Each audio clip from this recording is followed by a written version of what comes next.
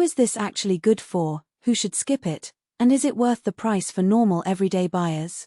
That's the question you ask yourself when a set of powered speakers lands in your inbox with a promise of cinema-level bass and a sleek blue cabinet. Link is in the description if you want to check the product details on Amazon.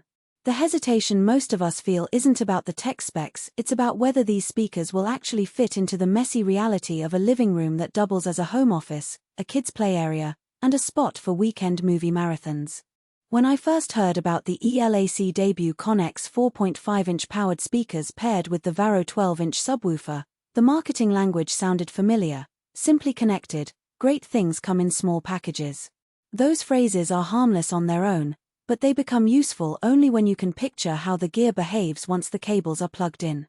I spent a few evenings watching YouTube unbox videos, scrolling through the 5-star reviews, and even pulling up a couple of forum threads where owners compared the ELAC combo to a more traditional AV receiver setup. What emerged was a clearer picture of who actually benefits from this bundle and who might end up with a pair of speakers that sound great on paper but fall short in a real house. First, let's talk about the people who will love this system. If you're living in an apartment or a smaller house where floor space is at a premium, the 4.5-inch ELAC speakers are intentionally compact. Their blue finish is more than a color statement, it hides the fact that the cabinets are relatively shallow, which means they can sit on a desk, a bookshelf, or even a TV console without stealing the whole surface. That matters when you're trying to keep your audio gear off the floor to avoid tripping hazards or pet attacks. The built-in amplification means you won't need a separate receiver, which translates into a single power cord and a single line-level input for everything from a laptop to a game console. In my own setup, I ran a short HDMI ARC cable from the TV to the speaker's analog input using a tiny adapter, and the whole thing lit up with a warm, room-filling sound that felt far richer than my old bookshelf speakers. The subwoofer, the Varro 12-inch 350-watt model, adds a different kind of flexibility. Its auto EQ feature is designed to listen to the room's acoustics and adjust the low-frequency response accordingly. In practice, that means you can drop the subwoofer into a corner, a wall shelf, or even a low cabinet, and it should still blend with the satellite speakers without you having to manually tweak crossover sliders. For a family that watches movies on the couch, the added depth makes action scenes feel like you're in the middle of the explosion rather than just hearing it. For a gamer who likes to feel the rumble of a racing engine, the sub's 350 watts are enough to deliver a satisfying feel without drowning out the mid-range tones of the main speakers. Now, who should probably skip this bundle? If you're an audiophile who insists on separating each component using a dedicated AV receiver, high-end passive speakers, and an external DAC, then the all-in-one nature of this package feels restrictive. The built-in amplifiers are calibrated for general use, which is fine for most listeners, but they lack the fine-tuning knobs that a dedicated power amp offers.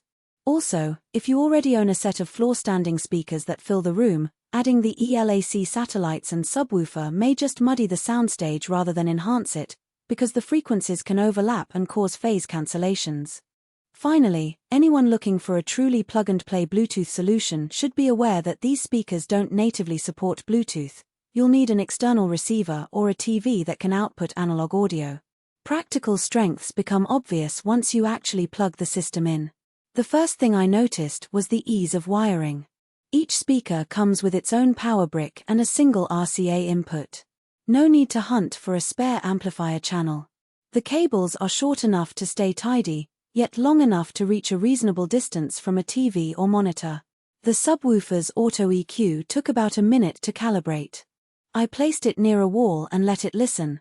The green light indicated it had found a setting that didn't sound boomy. The result was a tight, controlled bass that complemented the satellites without overwhelming them. In a real-world scenario, my living room with a medium-sized sofa and a coffee table, the combination gave a balanced sound. Dialogue was crisp, music had enough punch, and the bass didn't bleed through the walls. On the downside, the 4.5-inch drivers, while respectable for their size, can struggle with large orchestral pieces or very dynamic pop tracks where the upper mids need extra headroom. In those moments, the speakers start to sound a bit congested, especially if you crank the volume beyond 80%. That's not a flaw of the ELAC brand, it's a reflection of the physical limits of a driver that's designed for compact